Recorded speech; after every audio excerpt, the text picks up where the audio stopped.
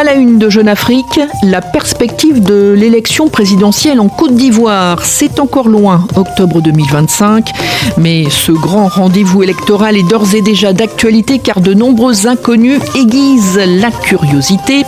Parmi ces inconnus, tout d'abord, l'éventuelle candidature d'Alassane Ouattara pour un 4e mandat. Bonjour François Soudan. Bonjour Catherine. Bien difficile pour le moment de savoir si le président sortant se présentera ou non. Cette question, vous l'imaginez, tous les Ivoiriens se la posent, mais la réponse risque de se faire encore attendre quelques semaines, voire quelques mois, tant Alassane Ouattara entend rester le maître du temps, le maître des horloges, d'autant que selon ses proches, interrogés par Florence Richard dans le cadre de son article, sa décision ne serait pas encore tout à fait prise. Alors, pour son parti, le RHDP, qui multiplie depuis des mois les appels, les meetings en faveur de sa candidature, ça ne doit faire aucun doute.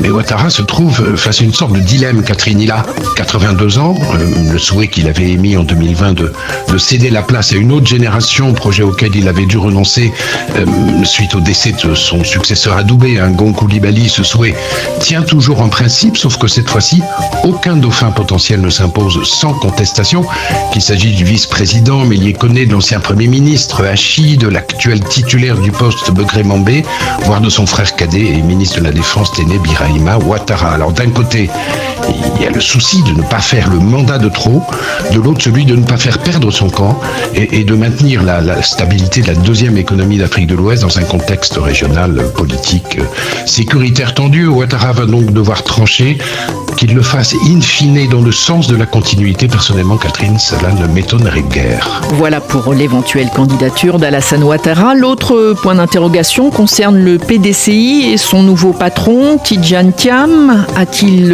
vraiment réussi à s'imposer sur la scène politique ivoirienne ?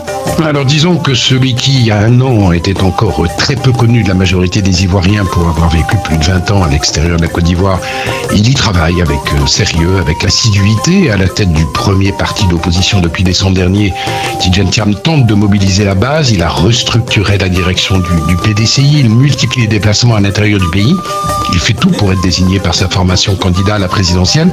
2 obstacles, 2 problèmes restent encore pour lui à résoudre. Le premier est purement formel. Il va lui falloir renoncer d'ici au mois d'avril à sa nationalité française.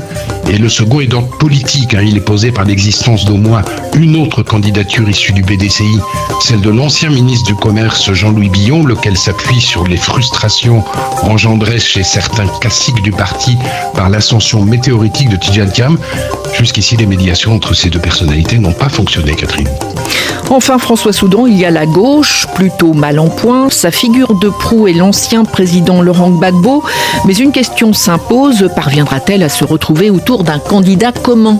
C'est là toute la question, un candidat unique étant la condition sine qua non pour cette famille politique si elle veut avoir une chance d'exister au second tour de la présidentielle. Tout le monde est donc d'accord sur le principe, mais cette famille, elle n'est pas unie. Il y a encore beaucoup de ressentiments, de brouilles, de querelles d'ego. Pour l'instant, 3 candidats ont été investis par leurs partis respectifs. Pascal Afine-Guessant, le nouveau patron du FPI, Simone Eïvé Gbagbo, l'ex-épouse de Laurent Gbagbo et Laurent Gbagbo lui-même, plus un 4e, Charles Blé Goudé, qui a fait connaître son intention de s'y présenter. Cela étant dit, pour ces 2 derniers, Gbagbo et Blé Goudé, il y a encore loin de la coupe aux lèvres puisque condamné et non amnistié, il demeure pour l'instant inéligible, tout comme d'ailleurs Guillaume Soro qui lui vit en exil, Catherine. Merci François Soudan.